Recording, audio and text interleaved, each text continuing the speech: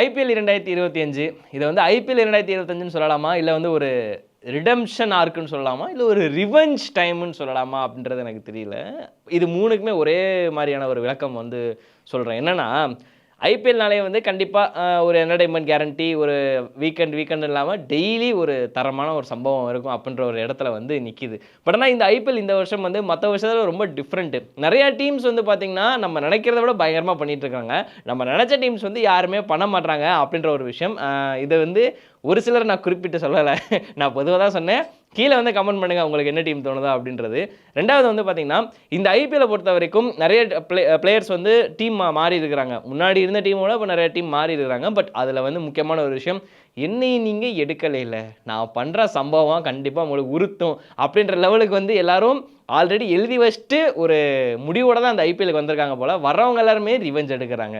Seriously starting with Ishan கிஷனை மும்பை வந்து விட்டதுக்கு அப்புறம் வந்து பார்த்திங்கன்னா அவ்வளோதான், சரி முடிஞ்சு போச்சு, இதுக்கப்புறம் ரேன் ரிக்கல்டன் தான். ரேன் ரிக்கல்டன் வந்தோடனே கொஞ்சம் தடுமாறினார், பட் அடுத்து மேக் பண்ணிட்டார். பட் ஆனால் அதுக்குள்ளே இஷான் கிஷன் வந்து ஒரு 100 அடிக்கவும் வந்து எம்ஐ ஃபேன்ஸ்லாம் வந்து ரொம்ப அழுக ஆரம்பிச்சிட்டாங்க. ஐயோ தேவையில்லாமல் பாக்கெட் டைனமேட்டு குட்டி சிங்கத்தை வந்து விட்டுட்டோமே அப்படின்ற லெவலுக்கு. ஏன்னா அவர் அடித்த அடி எப்படி அந்த இடத்துல.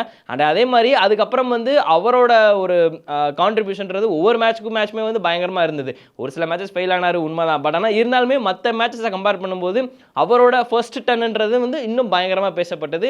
முக்கியமாக இஷான் கிஷன் அந்த டிசிப்ளின் வைஸாகவே இன்னும் கொஞ்சம் பயங்கரமாக இருந்திருந்தார், கொஞ்சம் கன்சிஸ்டண்டாக பர்ஃபார்ம் பண்ணியிருந்தாருன்னா இப்போ வரைக்கும் அவர் பயங்கரமாக பேசப்பட்டுக்கிட்டு இருந்திருப்பார். இது ஒன்று. ரெண்டாவது, நான் ஆக்சுவலாக வந்து எதிர்பார்த்தது வேறு, பட் ஆனால் நடந்தது வேறு அப்படின்ற மாதிரி. நான் வந்து எல்எஸ்ஜிக்கும் டிசிக்கும் மேட்ச் நடக்கும், அதில் வந்து கேஎல் ராகுல் வந்து கோயிங்கா முன்னாடி ஒரு சம்பவம் பண்ணுவார்னு நினச்சேன்.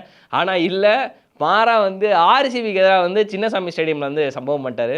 எனக்கு அதில் ஒரு சின்ன ஒரு வருத்தம் என்னென்னா, கோயிங்கா முன்னாடி எல்எஸ்சிக்கு எதிராக வந்து பண்ணியிருந்தாருன்னா இன்னும் வேறு லெவலில் இருந்திருக்கும். அது பயங்கர ட்ரெண்டியாக பேசப்பட்டுக்கிட்டு இருக்கும்.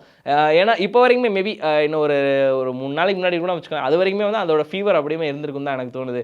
ஏன்னா அந்த மாதிரி ஒரு இன்னிங்ஸ் வந்து ஆடி இருந்தாருன்னா, அகெயின்ஸ்ட் எல்எஸ்சிக்கு எதிராக ஆடி இருந்தாருன்னா செம்மையாக இருந்திருக்கும் இன்னும். அண்ட் அதே மாதிரி ஆர்சிபிக்கு வந்து ரொம்ப குறைஞ்சதெல்லாம் கிடையாது. இது என்னோட கிரவுண்டு, இங்கே நான் தான் ராஜா, என்னை எடுக்காமல் போயிட்டீங்க, சரி ஓகே ஃபைன், பட் இருந்தாலும் உங்களுக்கு எதிராக என்னால் என் கிரவுண்டில் என் ஊரில் என்னால் என்ன பண்ண முடியுமோ நான் வச்சு செஞ்சுட்டு உங்களை அனுப்புகிறேன் அப்படின்ற லெவலுக்கு வந்து கேஎல் ராகுல் வச்சு செஞ்சார். அடுத்ததாக வந்து பார்த்திங்கன்னா, கேஎல் ராகுல் அடுத்து இதுக்கு முன்னாடியே வந்து லார்டு தாக்கூர்னு சொல்லிட்டு ஒருத்தர் இருந்தார். அவர் வந்து ஐபிஎல் அன்சோல்ட் ஆனார். அதுக்கப்புறம் வந்து எல்எஸ்சி வந்து ஒரு சரி வாப்பா நீ சும்மா வந்து இருந்துக்க நம்ம கூட அப்படின்னு சொல்லிட்டு இது பண்ணாங்க. பட் ஆனால் அதுக்கப்புறம் ஆடல அப்படின்ற ஒரு கணக்கில் வந்து உள்ளே வந்ததும் அதுவுமா என்னென்னு தெரில, செம்ம கோவத்துலேருந்து வந்திருப்பாருன்னு நினைக்கிறேன். வந்த முதல் மேட்சை வந்து ஒரு 3 விக்கெட் ஆள் ரன்னு வழக்கம் போல் அவர் கொடுக்கறதாங்க. அவர் பவுலிங்லேருந்து என்னைக்காவது ஒரு அண்டர் 7க்குள்ளே ஒரு எக்கனாமி இருந்தது அப்படின்னா அது வந்து மிகப்பெரிய ஒரு ஆச்சரியமான விஷயம் தான். ஒரு சில நேரம் அண்டர் 6ன்னு வச்சுக்கோங்க, பட் ஆனால் 7க்கு மேலே தான் எப்பயுமே இருக்கும். ஸோ இப்படி இருக்க போகும்போது ஷர்துல் தாக்கர் நிறைய பேர் வந்து நம்பலை. பட் ஆனால் டொமஸ்டிக்கில் அன்சோல்ட் ஆனதுக்கப்புறம் டொமஸ்டிக்கில் அவர் பண்ண பெர்ஃபார்மன்ஸு வேறு. முக்கியமாக பேட்டிங்கும் சரி பவுலிங்கும் சரி ரெண்டுலேயுமே வந்து 2 படி மேலே தான் உயர்ந்து நின்ட்டார் அப்படின்ற சொல்லணும். நிறைய இடத்துல மும்பையை வந்து காப்பாற்றி கொடுத்துக்கிட்டு இருந்தார் அஜின்கே ரங்கானே கேப்டன்சியில். ஸோ அப்படிலாம் இருக்க போகும்போது இந்த ஷர்துல் தாக்கரா வந்து இப்படிலாம் பண்ணுறாரு அப்படின்ற லெவலுக்கு வந்து பயங்கரமாக பேசப்பட்டுக்கிட்டு இருந்தார். அண்ட் அது மட்டும் இல்லாமல் பேக் டு பேக்காக மேட்சஸ் எல்லாமே வந்து கிட்டத்தட்ட யாருமே எதிர்பார்க்காத லெவலுக்கு அப்படி ஒரு பெர்ஃபார்மன்ஸு. இந்த இடத்துல தான் வந்து சொல்ல விரும்புகிறது என்னென்னா, எப்பயுமே வந்து ஒரு பிளேயர் வந்து அவ்வளோ ஈஸியாக வந்து வெளியே போகிறாரு அப்படின்னா, மற்ற டீம் யாருமே கண்டுக்கல அப்படின்னா திரும்பி அவரோட உள்ள என்ட்ரி வந்து ரொம்ப பயங்கரமாக. நம்ம கேஜிஎஃப் ஒரு டயலாக் ஒன்று சொல்லுவாங்களே, காயப்பட்ட சிங்கத்தோட மூச்சு கர்ஜனையோட பயங்கரமாக இருக்கும் அப்படின்னு. அதுக்கு இதான் ஒரு எக்ஸாம்பிளாக வந்து நான் சொல்கிறேன். அண்ட் அது மட்டும் இல்லாமல் எனக்கு இன்னும் ஒரு விஷயம் ஒன்று புரியல. என்னென்னா, சிஎஸ்கே விஷயத்தில் வந்து பார்த்திங்கன்னா மற்ற எல்லாருமே வந்து ஆடலை அப்படின்னு சொல்லிட்டு இருக்கேன். பட் அங்கே தோனின்றது ஒருத்தர் வந்து ஆடிக்கிட்டு இருக்காரு. ஆனால் அவரையுமே வந்து குறை சொல்கிறீங்களே எதுக்கு அப்படின்றது எனக்கு தெரியல. காரணம் வந்து இங்கே சிஎஸ்கேல வந்து ரச்சின் ஒரு சில மேட்ச் அடிக்கிறாரு, கான்வே போன மேட்ச் அடிக்கல, அதுக்கு முந்தின மேட்ச் அடித்தார். அதுக்கப்புறம் 1-1 ட்ரிப்பாதி வந்து ட்ரை பண்ணாங்க, முடியல. விஜய் சங்கர் ஒரு மேட்ச் காப்பாற்றினா, 2வது மேட்ச் வந்து 28 எவ்வளோ வந்து ஒரு குவிக் ஃபயர் ஆடினார். அதுக்கு வந்து தூபே நின்னார், அடித்தார், அவுட் ஆனார், போனார் அப்படின்ற. ஜடேஜா வந்து பேட்டிங் வந்து இப்போ வரைக்கும் பெருசாக கான்ட்ரிபியூட் பண்ணல. ஸோ இப்படி 1 to 5 வரைக்குமே வந்து எதுவுமே பண்ணாமல் இருந்துட்டு தோனி வந்து கடைசியில் வந்து ஓகே வந்தார். முதல் 2 மேட்ச் ஒரு 9வது இடம் 8வது இடமோ அப்போ வந்து இறங்கினார். அதுக்கு முன்னாடி வந்து சாம் கரன் ட்ரை பண்ணாங்க, ஓவர்டன் ட்ரை பண்ணாங்க.